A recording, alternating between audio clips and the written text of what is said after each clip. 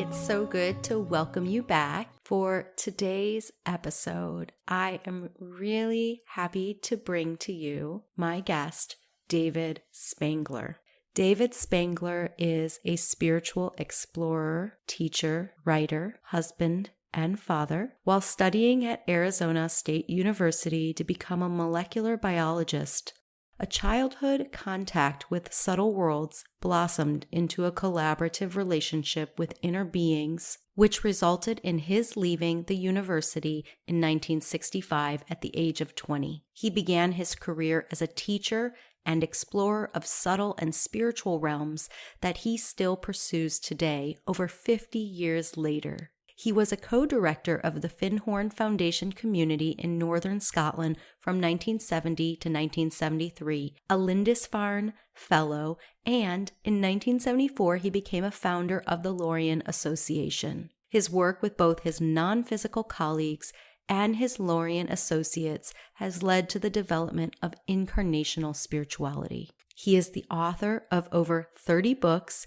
including Journey into Fire, Apprentice to Spirit, and Working with Subtle Energies, as well as 4 anthologies of short stories. He writes a free monthly email essay called David's Desk. Information about David's Desk, online courses, books, and workshops can be found at www.lorien.org. Living in the Pacific Northwest, he is happily married to his wife, Julia, and together they have 4 adult children and 2 grandchildren. I am so excited to welcome him to Elemental Whispers podcast, and I can't wait for you to experience the beautiful conversation that we had about his journey of working with the subtle realms. I asked him what it was like to have that experience as a child of being aware of the energies and subtle realms and even beings. We get a chance to discuss our different ways of experiencing Faery and the many different bands and nuanced energies within the subtle realm expression or ecosystem of this planetary body. Some of the ways in which we experience these energies are so very similar, and some are very distinct and unique. And I can't wait to share all of this with you. David shares so many beautiful, fascinating, and extremely detailed and descriptive stories of his experience of working with these energies and these beings. And finally, we end up talking about our connection to the mountains as well as New Avalon. And David shares a very beautiful and significant puzzle piece to the story of New Avalon that drops in for him in real time as we're speaking.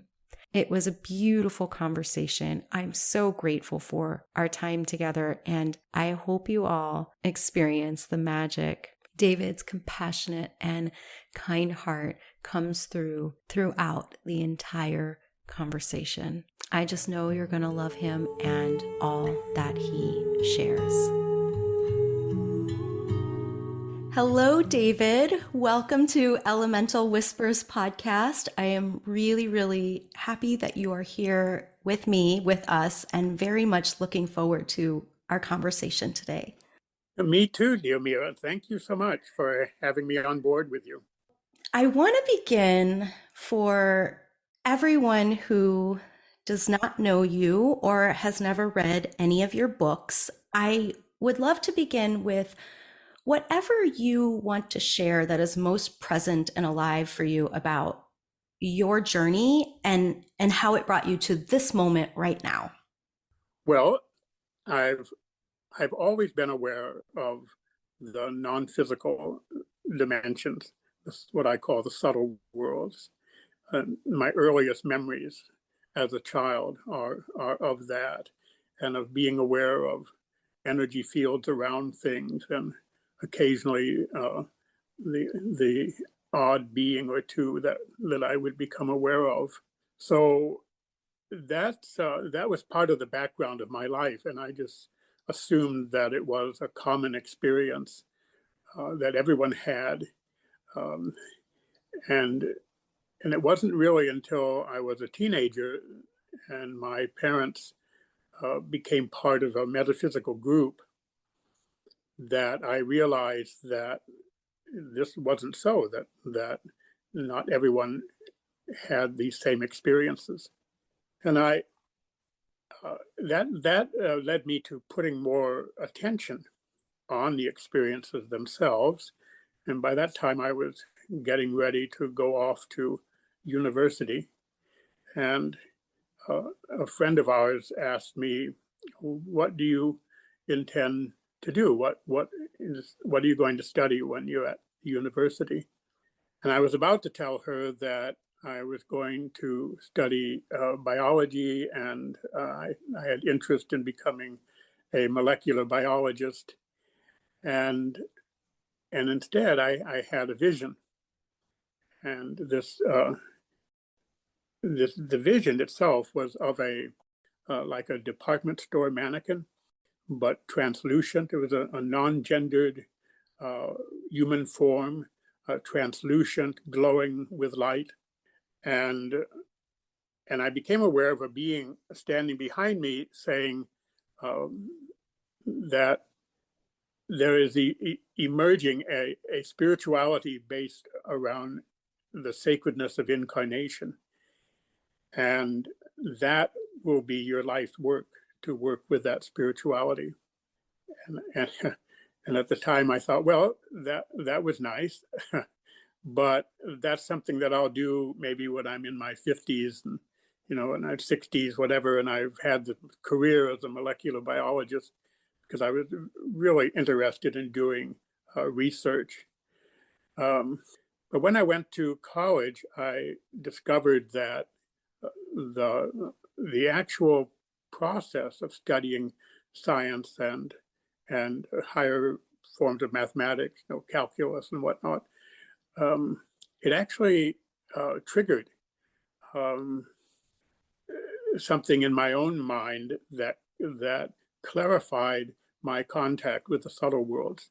There was so much abstract thinking involved in the courses that I was taking, and it just developed that side of my awareness. And I found myself in increasing contact with the subtle worlds and with particular um, individuals who were uh, companions, really, colleagues.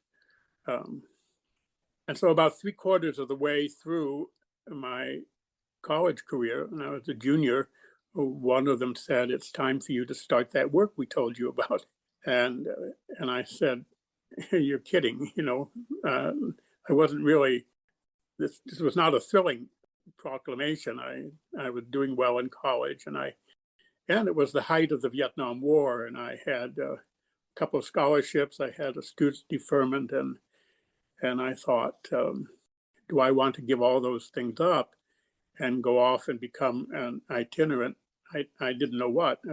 I called myself a freelance mystic, but just the pressure to do that coming from within myself. There was never any pressure put on me from the subtle worlds, but the pressure from my own soul coming from within grew until finally I had to say, yes, this is what I need to do. And synchronistically at that time, a friend of ours, of our family, uh, who was a fairly well-known psychic at the time, uh, put on a conference in Phoenix, which was where I was living, and invited me to be the keynote speaker at this conference, the conference was called Youth and the New Age. And I was the youth. Because everybody else in the conference was in their 30s or 40s or, and older. And I was 20. And I was actually I was 19 at that point. I was the designated youth. So I gave this talk, and out of the talk, I received invitations to come to Los Angeles and give other talks.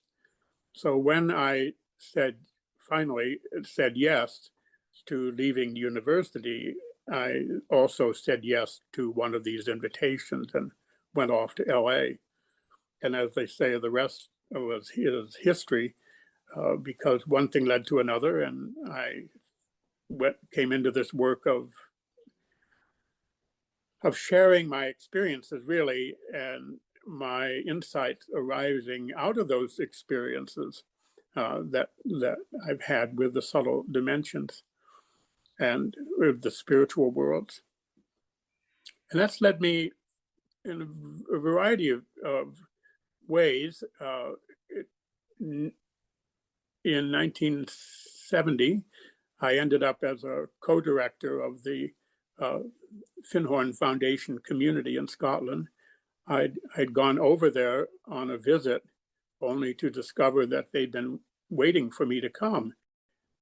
And Eileen, one of the founders of the community, had a vision 3 years earlier that I would be coming. And I had no knowledge of this. But when I showed up, Peter Caddy, her husband, said, "Well, we've been waiting for you, and we'd like you to be a co-director of the community with me." And I had been told by my inner colleagues that my next cycle of work would be in Europe, but I didn't know where. So when I arrived at Findhorn and Peter shared this with me, I knew this was where I was supposed to be.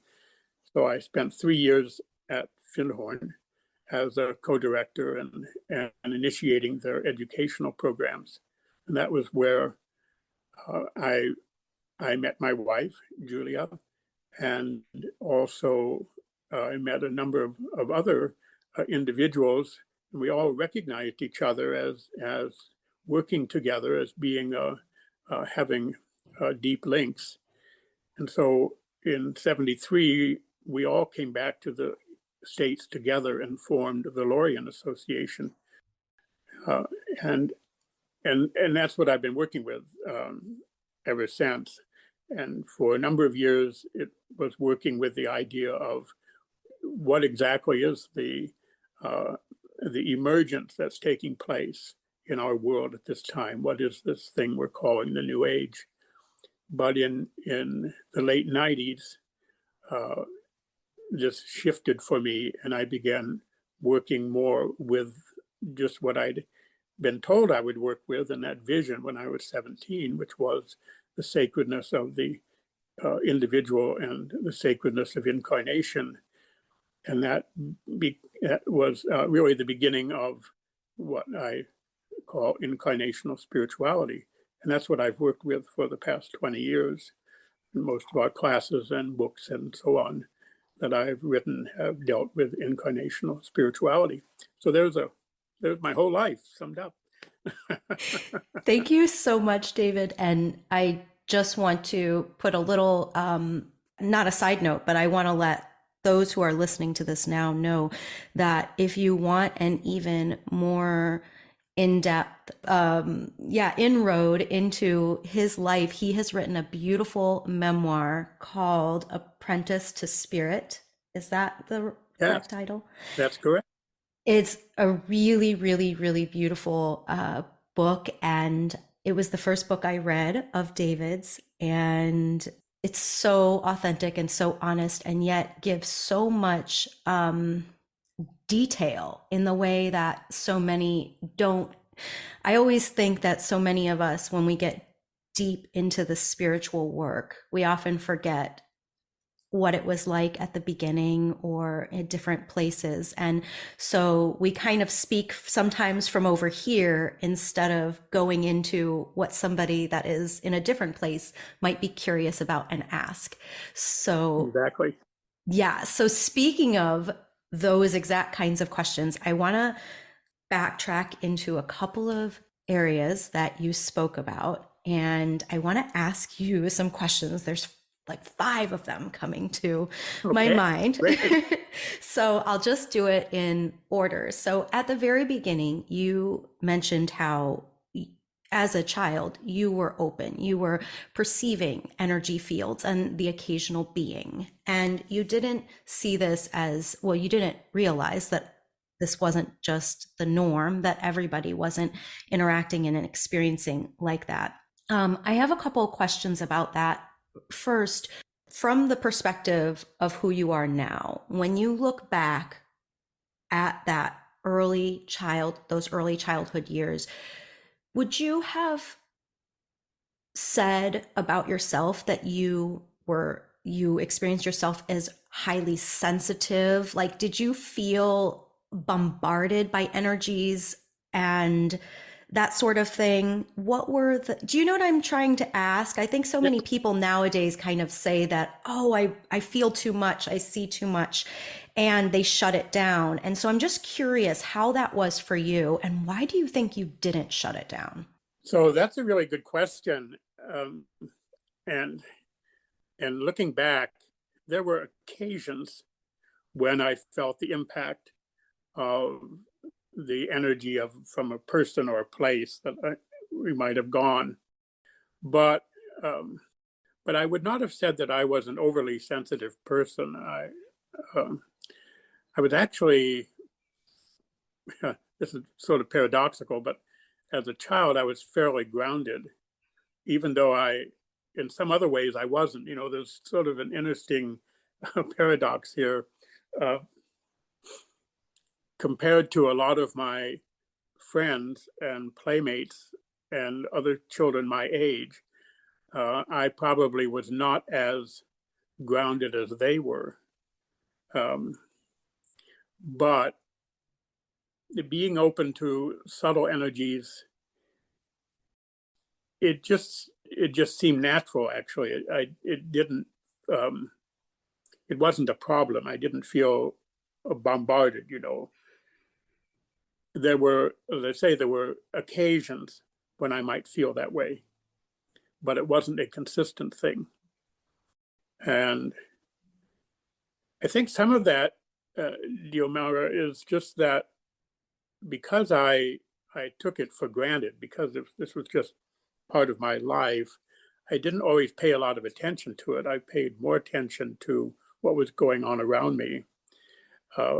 It is also true that when I was 6, we moved to Morocco. My dad was in the military, and he was assigned to a base in Morocco, to Nouassour, which was just about 20 miles from Casablanca.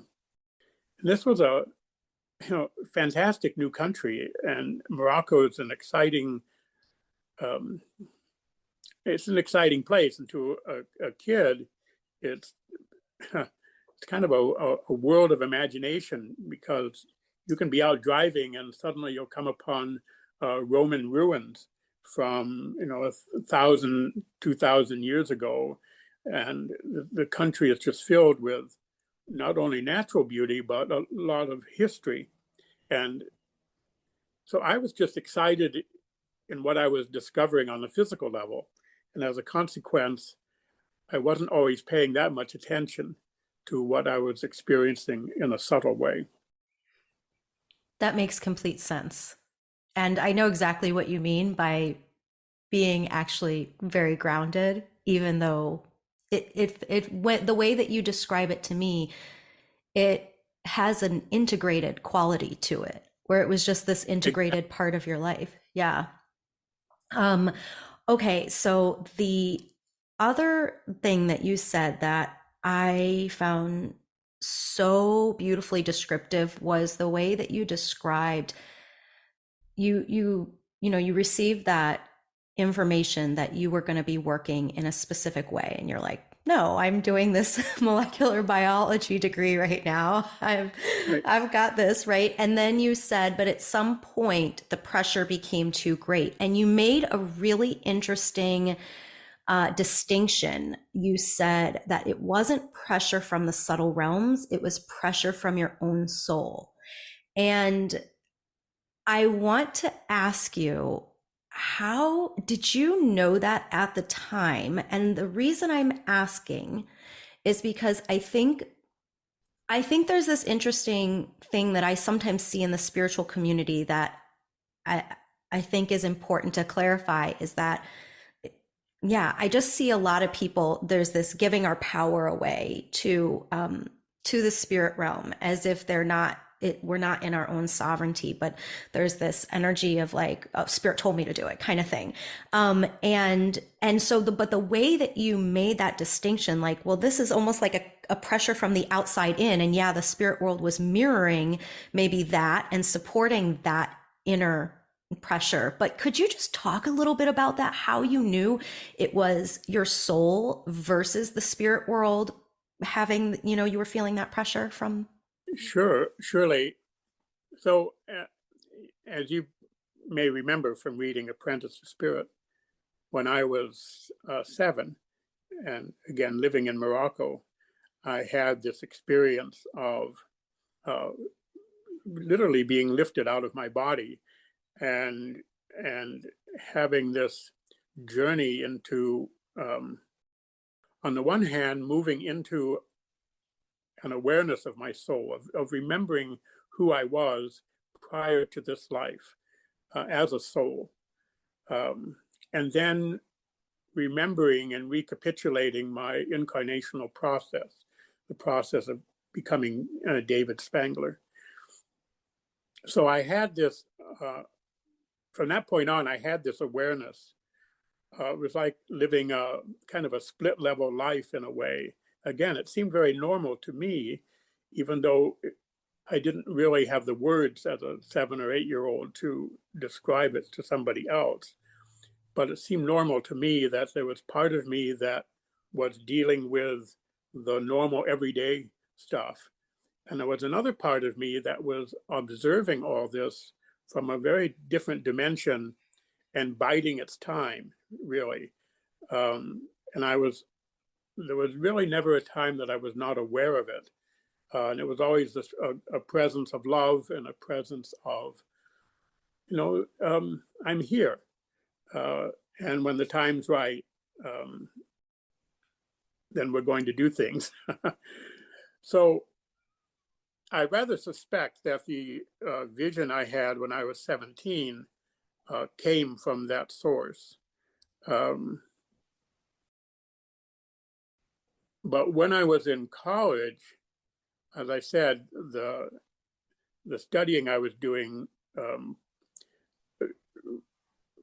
really heightened my use of my abstract mind.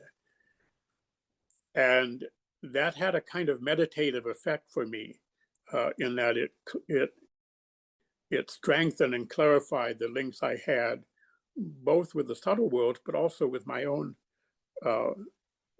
soul.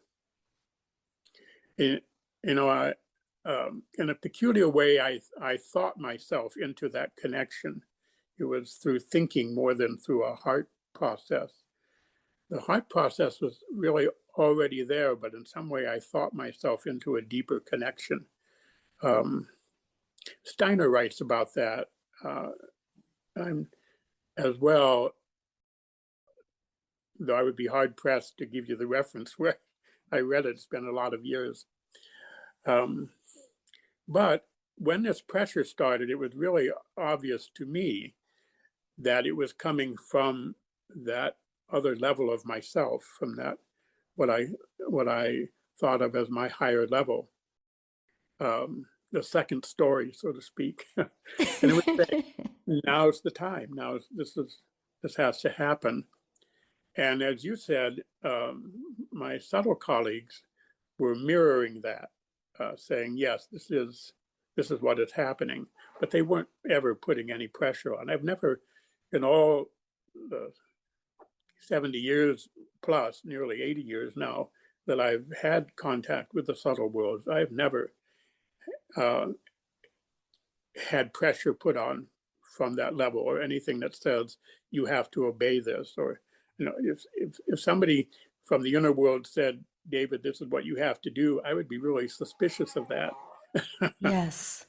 Because I do place such a high level of importance on sovereignty and on our ability to stand in the sanctity and the integrated wholeness of our own being.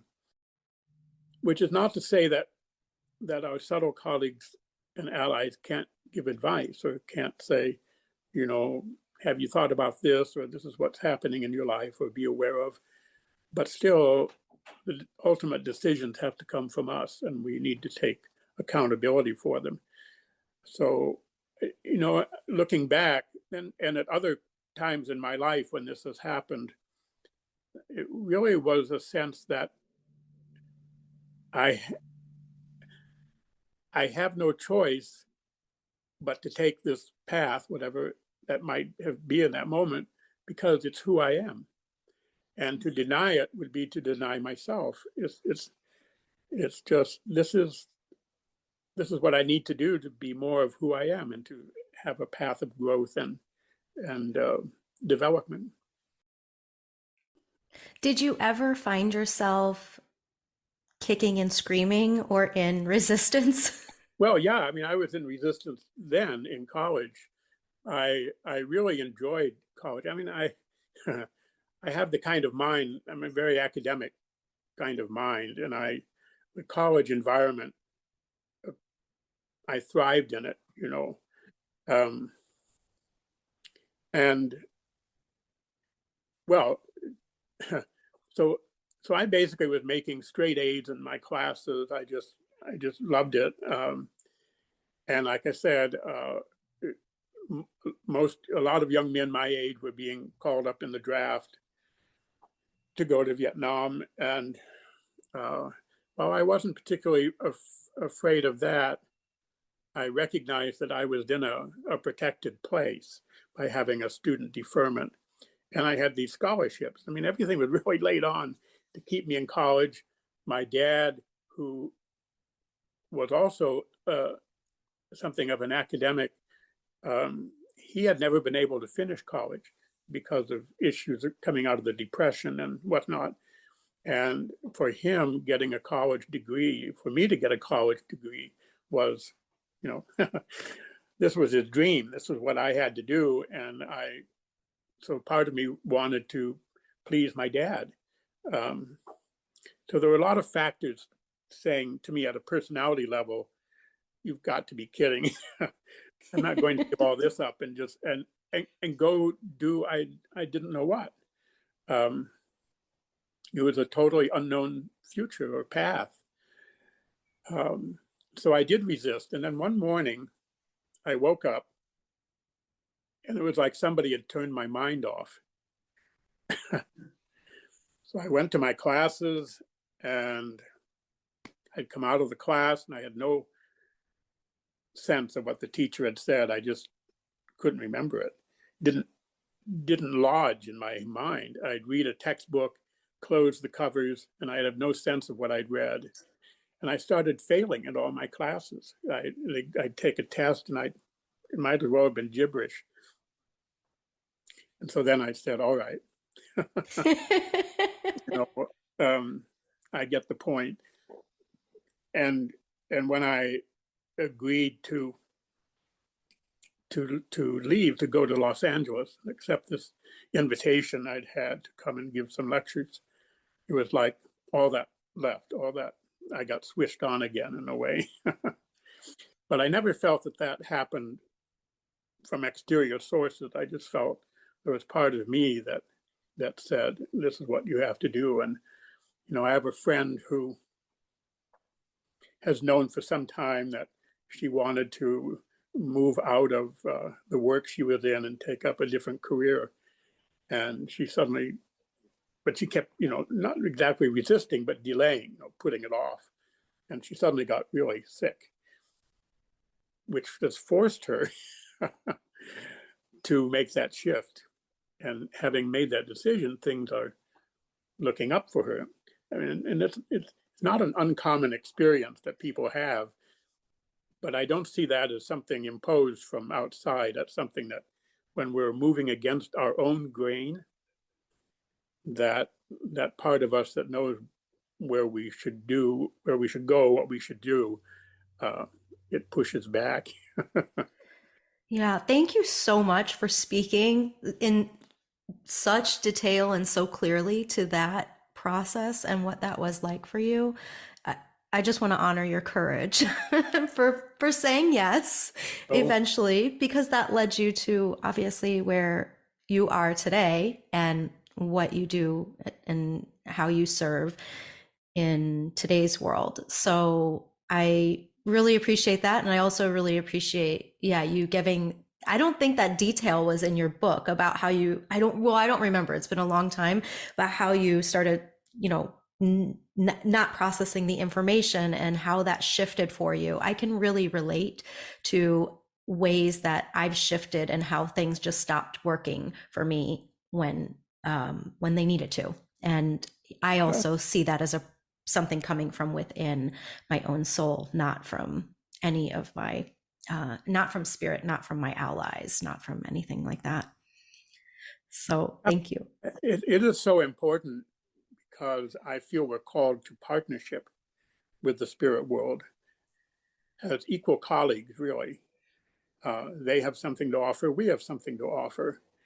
And, and that gets away from these relationships of dependency and relationships of, well, really the power relationships of where one side is dominant and the other side is submissive.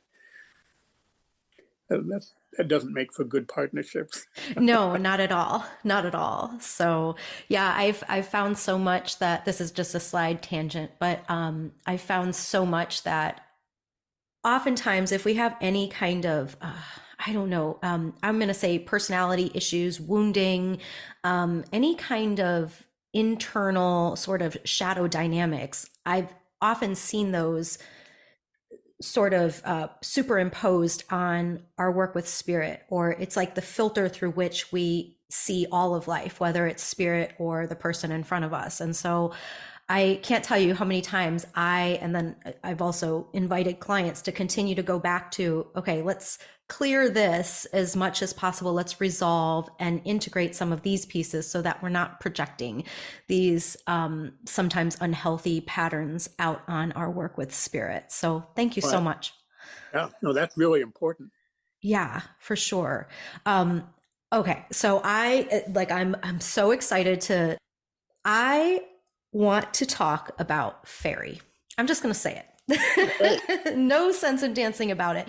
So what I am very aware of and interested in this difference between you and me. I'm certain, well, I don't know how much you know about my work, but I know about your work to some degree. I've read not just that book, but your other two books as well, and have had the wonderful opportunity to meet some of your colleagues at Faery Congress and whatnot. And so what I have found very fascinating is that from the time you were young, you have had this very deep and integrated connection with spirit and by extension, energy. And also, and please correct me if I say anything that does not feel right or does not, speak to how you would identify, but connection or awareness of the subtle realms, and in particular, spirit beings who were perhaps maybe at some point embodied humans, and Yes. yet are not anymore. And then it wasn't until much later, well, of course, your work with Finhorn put you into that nature frequency where you were definitely interacting with subtle beings that were connected, I would say, to the natural realm, the nature spirits, the devas, that sort of thing. But it wasn't until much later that you began to become really aware and engage with the realm of the she. And I know you've made some distinction between Faery. I tend not to for one reason or another, but so I just will clarify for everyone. So the she are usually who I just usually refer to as a blanket term as the Faery people. And I will say she and use that word interchangeably. I believe that David, again, correct me if I'm wrong, of course, you certainly see the nature spirits and that being one sort of level of consciousness, but then you see the she as being this different level of expression and evolutionary consciousness. And then you see there's like this middle band that I think maybe how I would refer to the little people, or maybe even how I would refer to, yeah, I would say the little people. You consider that like the fairy folk. Is that how you see the Yeah, difference? that's a good description. Um, what I need to say about that is this is not a hard and fast taxonomy, but it rises up just really out of how I've experienced these things. And so some of this is my way of describing it. And as I know you're aware, the boundaries between things in the non-physical universe is pretty tenuous. You know, things overlap a lot. So I I really try not to get too hung up on names and semantics and distinctions, but the way that I have understood it, yes, you're quite right. Up until I went to Finhorn, I basically had very little contact with the nature realm. The beings I was working with were almost always uh, individuals who were in the subtle worlds, but had been incarnate humans at one time or another. But I was aware of the energy fields that places would give off, buildings in particular. I've always been more sensitive to the human vibration, human energies, than I have been to the non-human ones. So it's been easier for me, for example, to pick up on the energy coming off a building than coming off a tree. but when I went to Finhorn, that started to change because of their emphasis on working with the devas and with the nature spirits. And it was just it wasn't that it certainly was not that I didn't feel that these existed. I knew they existed. I just had not had much experience in contacting with them. And so that experience began at Finhorn for me. And then it began to expand over the years. But I had friends who were working with the fairy world and with the Sidhe. And I I didn't really think a whole lot about it, to tell you the truth. And then one day, my friend John Matthews was writing a book about the Sidhe and got in touch with me and said, David, what do you know about the Sidhe? And I said, not much at all. And he said, well, if I were to ask questions, he was looking for some questions to ask of this Sidhe being who had contacted him. And I said, well, here's some questions I would have. And so that ended up in his book, The Sidhe, which is an absolutely marvelous book. But then the Sidhe asked him to do a card deck of the Sidhe. And at the time, he did not have the bandwidth to do it. He was too busy. And he said, well, I can't really do this right now. The next thing I knew, I had this experience where this being came and appeared in my living room and introduced herself as one of the Sidhe and said, I have the plans for a card deck if you would like to do this with us. And I said, sure. So that began my relationship with the Sidhe. Now, it began my relationship with a group of beings who identified as being Sidhe and who said that they were part of a planet-wide species, really, that were not subtle beings, but were incarnated the same as you or I are, but in a different frequency. And that was an important distinction, and that's how I experienced her. I called her, well, the way I called her Mariel. That was the best I could approximate in English to what I experienced as her name. And the vibration I felt with her energy, and others who accompanied her, was very different from what I experienced with subtle beings or with nature spirits, for example. So I attributed part of that difference to the fact that they were in their own way incarnated, the same as I am, but again on a different frequency of matter, different. It's hard to know exactly how to explain it, but a different parallel aspect of matter. And then she went on to say that they were an aspect of humanity that at one time, and this I'd actually known for many years, that what we call humanity had been invited as a field of consciousness millions of years ago to take part in the evolution of this planet. And I just call that cosmic humanity came to this world as a spiritual force, not in flying saucers or something like that. And she said, we represent that part of humanity that did not enter fully into physical incarnation for a variety of reasons. And they were our complements. They were our cousins. And so from her point of view, there were these two aspects to humanity. One that was in full engagement with physical matter and all the lessons and qualities that come out of that, and others who were not so deeply engaged, but maintained a link with cosmic humanity, with its sources. And that we had come to a time in our history when these two had to come together, that they needed to cooperate and needed to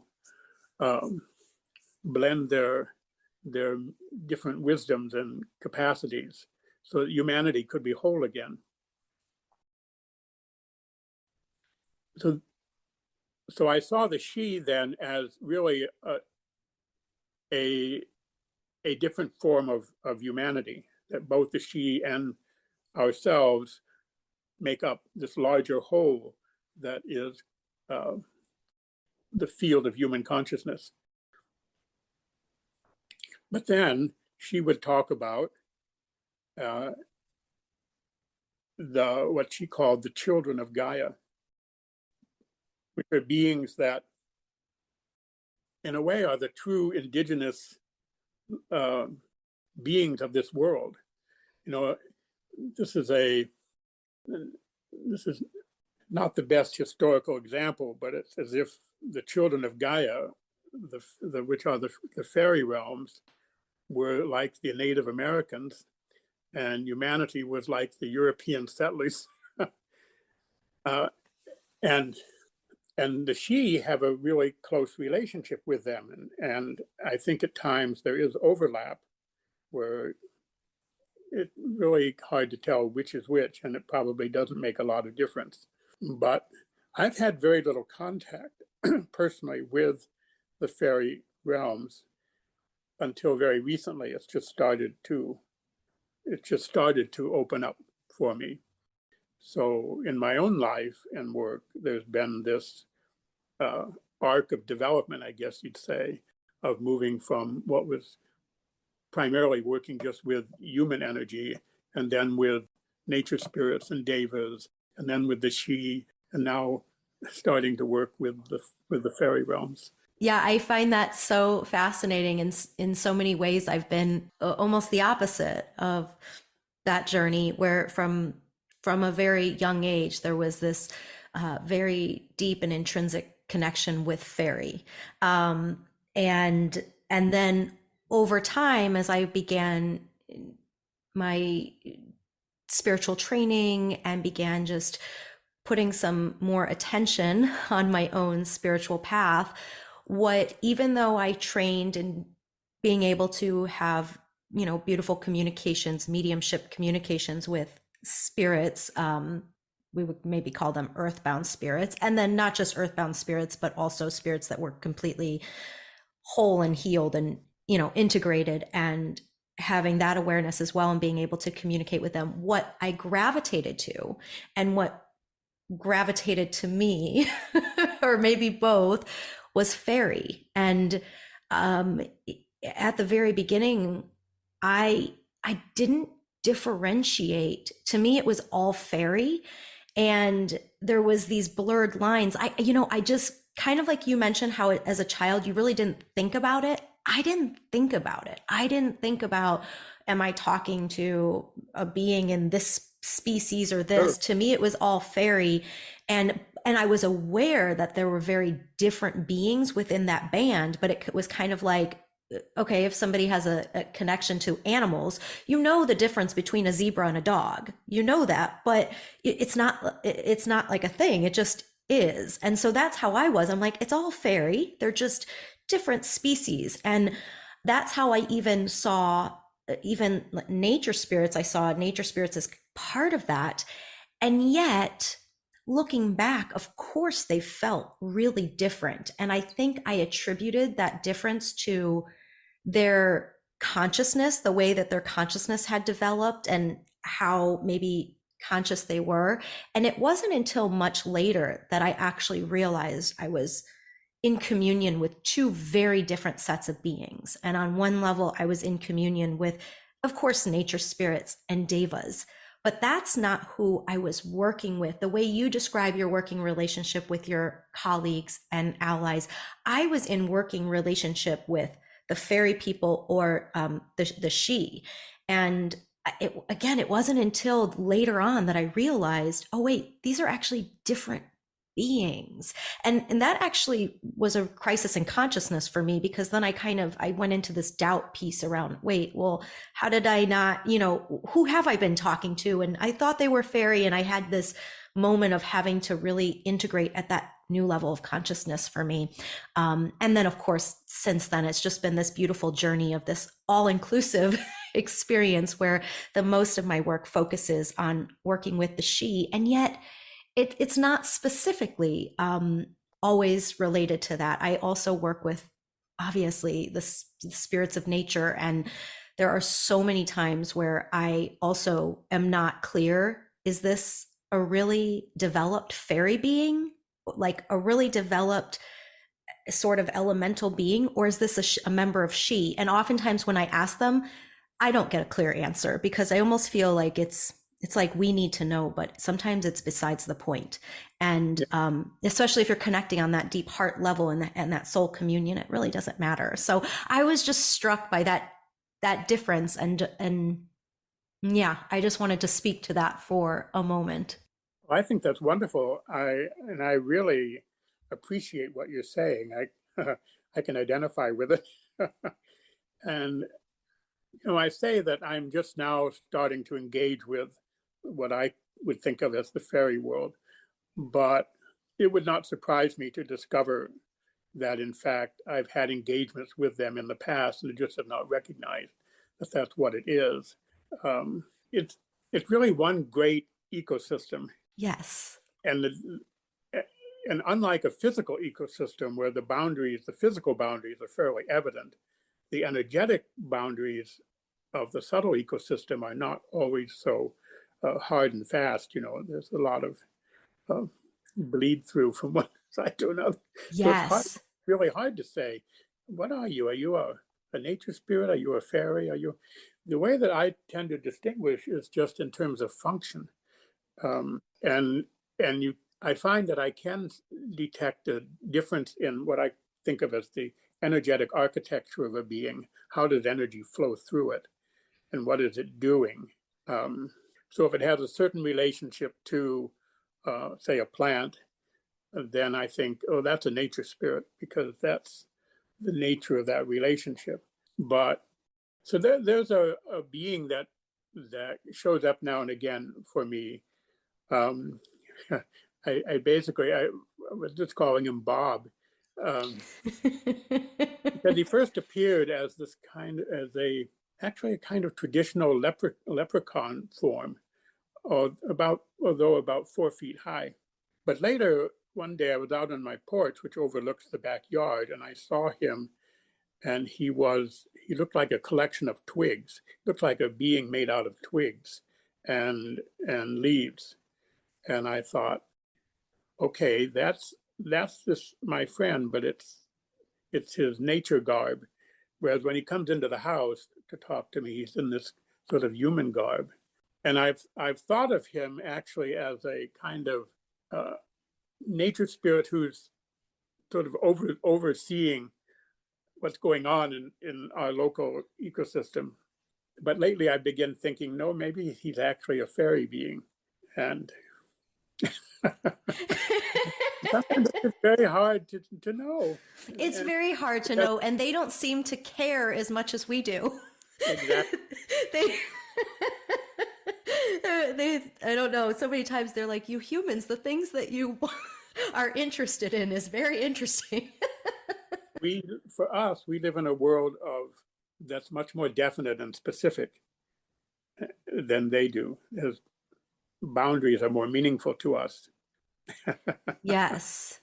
So I'm curious, you said that obviously this is a recent experience where fairy is coming more into your field of awareness. And I'm wondering, do you associate it with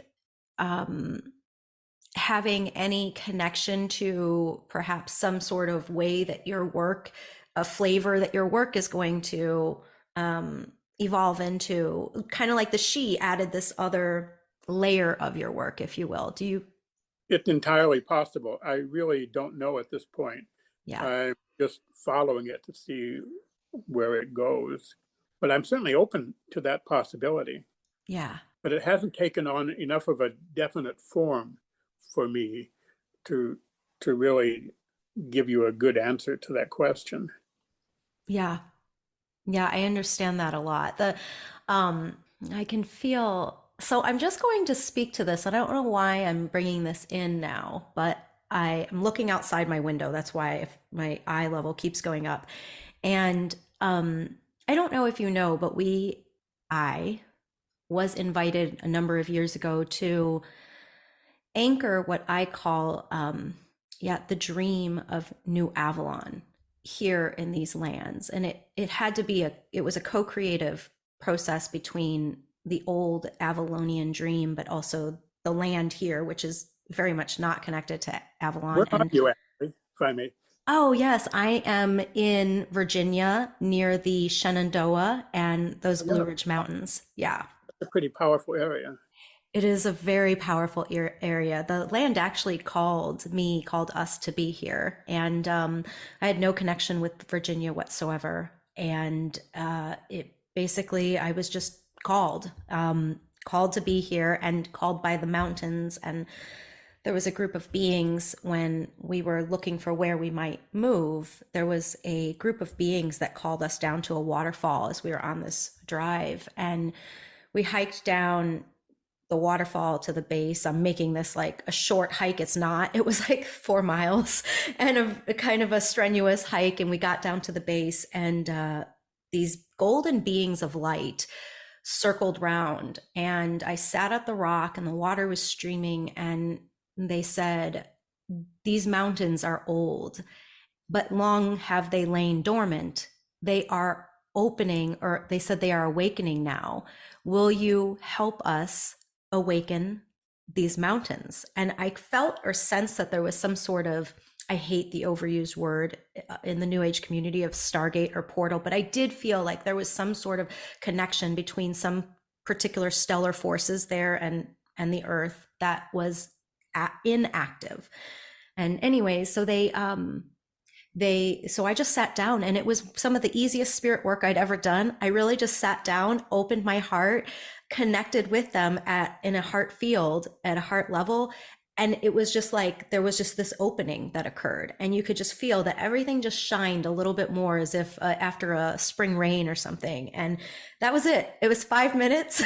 It was easeful. It was beautiful. I have no idea what I did. But after that, I looked at my partner. I said, "I think we are supposed to live somewhere around here." And so that was it. Of course, we don't live, that's in the Shenandoah, and you can't live there anymore, but we have found a home tucked into the mountains and the forest, and it's very magic. That makes a lot of sense. Yeah, it was the mountains that called me here too. I'm really sensitive to mountains, and yeah, I actually knew as a teenager that when I was in high school that I would end up here in Seattle or near Seattle in this area. But it wasn't until years later that actually became a possibility. But yeah, I totally get that. And these mountains, of course, are much newer. They're not like you have back east, which are Yes. truly mountains. You guys are youngins. And I'm curious, I think I read in one of your books, did you mention that there was a she community connected to those mountains? Well, yeah, so Mariel talks about that she has her working area um, on the side of a mountain. And when she comes here, I have a sense of her coming from as if she's traveling up from the south. I don't know why, but it's just, and so I have it in my imagination that in some way her mountain is related to Mount Rainier, which is just south of us. Now I have no idea whether how true that is, whether in fact she and the other she that she's working with are in fact connected to Mount Rainier. It wouldn't be I mean, you couldn't go physically to Mount Rainier and find a she community, but Right. there is some connection there. And this area is totally surrounded with mountains, and and they're all volcanic. So there's a strong fire energy here in the land. I have to tell you a story. So when we first moved here, one of the things I wanted to do was to, introduce myself and make some connection to the local nature spirits and the David beings. And I was thinking of this place as water. I mean, we're right near Puget Sound, and we live just 5 minutes from a lake, and lots of water in this area. And of course, Washington is famous for being a rainy place. And the paradox is that I'm not terribly attuned to water. I'm really very attuned to earth. But anyway, I'm trying to make contact, and I'm thinking, all right, I'm going to tune into Puget Sound. I'm going to tune into the lake. I'm going to tune into this and that. And I just was having no luck. I just was not making any connection at all. And all at once, I was aware of this really large being standing just in back of me. And I turned and looked, and it was a kachina. I lived for a number of years in Arizona, and I have just this really deep connection with the desert there. But here was this kachina, and it didn't say anything, but I felt its energy linking with mine, and suddenly I felt connected to this area. I was making the connections. I thought, well, that's really weird that here's this being that's associated with the Southwest, and here it is enabling me to make a connection here in the Northwest. But later I went to the internet and tried to find a picture of the kachina, something that looked like this being. And I did in fact find it, and it was it was a fire being.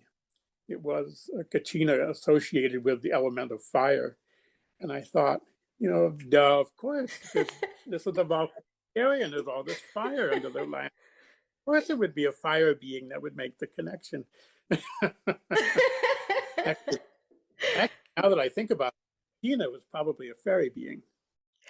Well, as you're talking, that's what I'm wondering. I don't have any personal experience with Kachina beings at all, but in my just deep research, because when I'm not researching on the inner planes, I'm researching in different other people's accounts and experiences. In my research, I have come upon like the way that they describe Kachina. Of course, they don't use the word fairy, why they wouldn't, but the way that they describe it, I have often thought that I think that this is a fairy being. This is connected to fairy. Yep.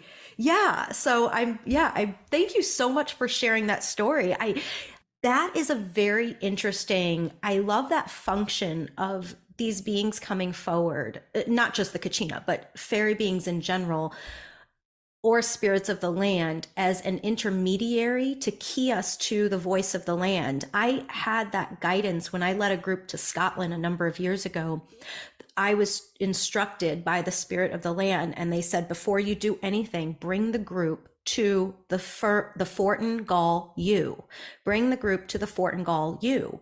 And I said, okay. And they said, the U will teach you the language of the land. And that was it. And I brought the group to the Fortin Gall U, and that was exactly what the U did. It brought us, for lack of a better word, initiated us into the language of the land, so that we were able to have these connections and see with different eyes that perhaps we wouldn't have been able to see with. So I love the story that you shared and comparing notes. So, but I interrupted you. You were telling me about anchoring the new Avalon there in your area. Yes.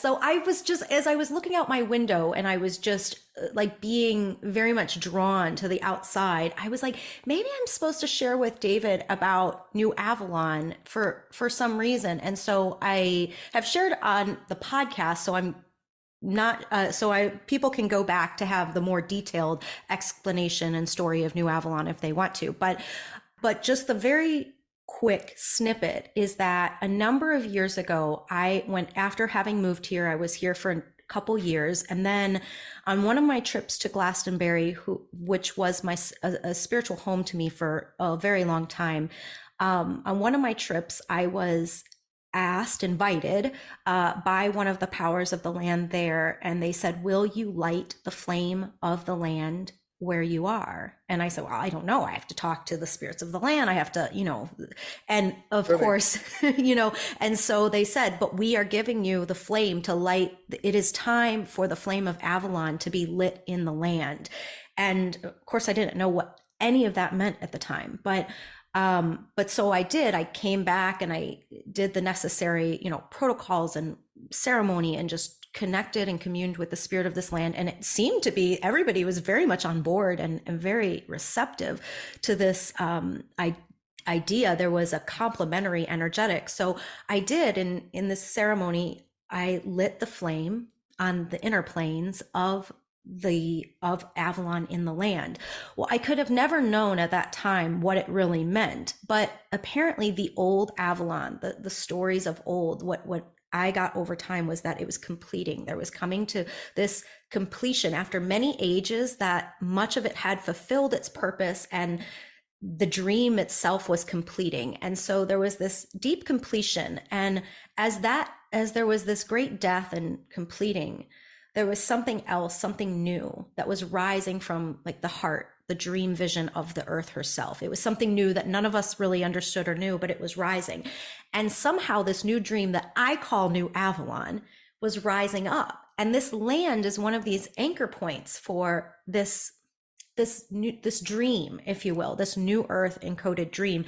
And so this dream begins to rise up. I have no control over this. I'm just a steward. And so I'm as guided. They're tending the energies and that sort of thing, like a priestess, but not really knowing or understanding it has its own will and its own energetic. And before I know it, it's like this great blossom that flowered from the land. And as it opened, I'm speaking metaphorically, as it opened, it called forth all of these beings that were already here. Yes, they were part of this, but there were also beings from different places that were called forth. And there is this grand experiment happening here. So it's almost like, at Findhorn, everybody was co-creating with the nature spirits and the devas, but here it's not just the natures and spirits and the devas. There's a huge community of She, and one that has been here for a really long time, that's on the side of the mountain here.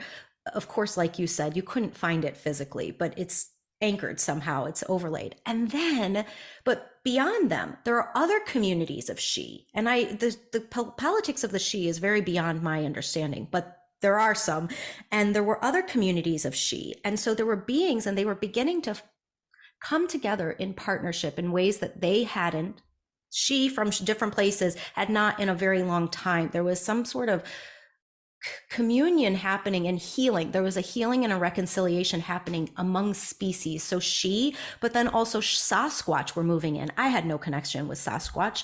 I still don't understand these beings. Dragon beings were awakening and moving in. And there were just all these beings. And so it's like this beautiful community of these beings that are here learning to come back, to come into relationship with one another. It's like this experiment in relational exploration.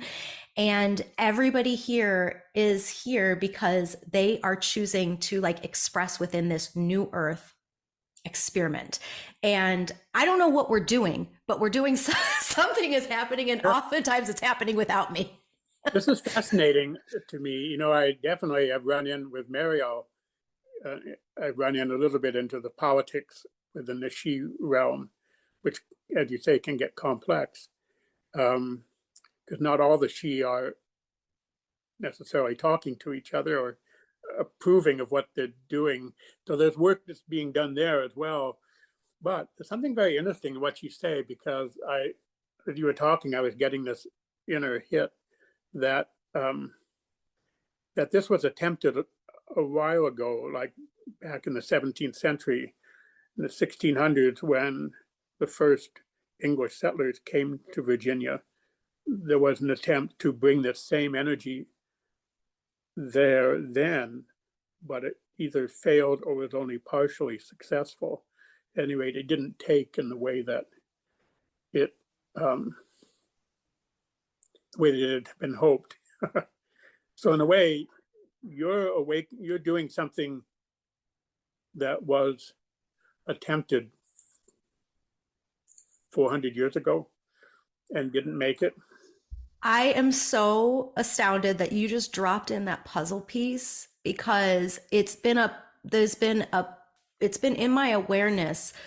When I first came here, there were three, I'm going to call them factions of she that I was very aware of. And of course there's more, but there was the she that have always been here.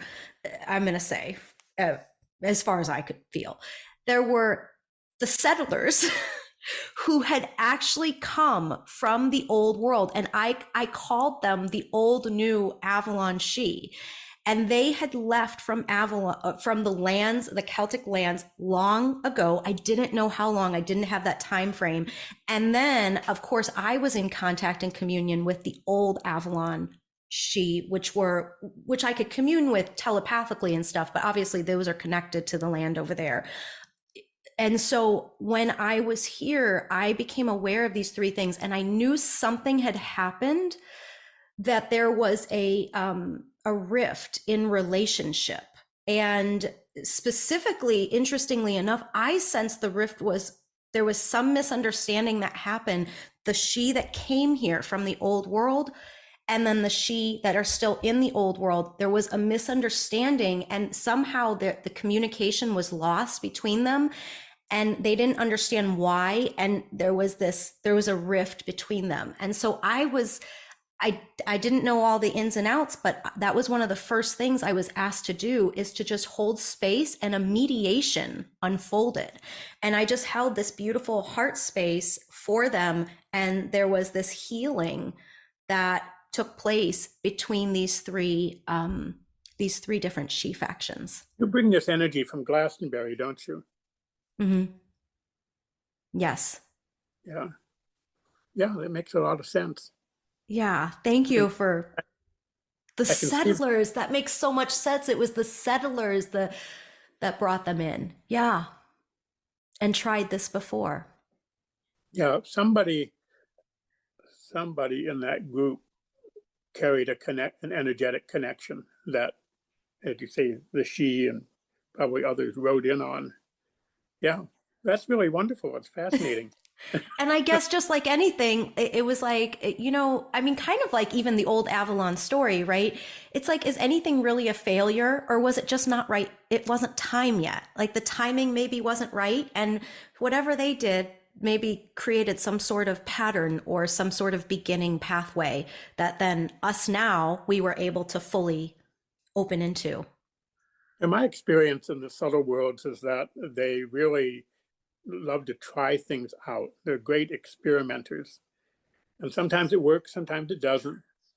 But when it doesn't work, they still learn things.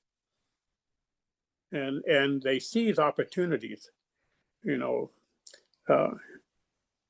Well, this is wonderful. This has been so amazing. So I am looking at the time, and I do want to honor our time situation. So I would love for you to share with people.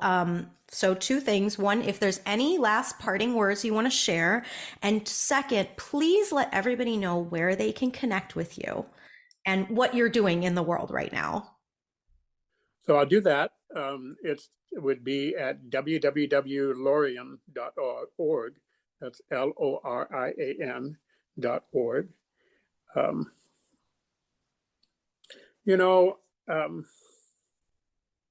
I think the last thing I would say is probably to people is to honor yourselves, to love yourselves. You can do that. That's the foundation from which everything else flows. Thank you so much, David. This has been so wonderful, and it's really been an honor to have you in this space. Oh, this has been delicious. It's been wonderful. Thank you so much for your work and for everything you do in the world.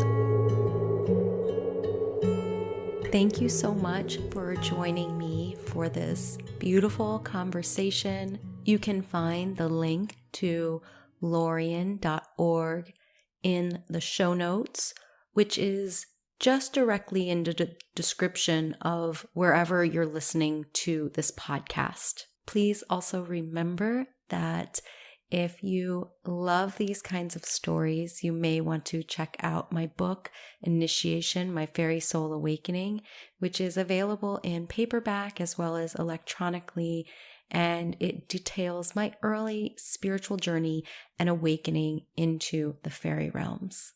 I hope you have a most magical season as the solstice has just come and gone. We are now within that 3-day liminal period where the sun appears to be standing still. Whether you are in the northern or southern hemisphere, from your perspective on the earth, the sun is standing still. So I offer you a blessing of love and gratitude in this sacred portal of stillness and transition.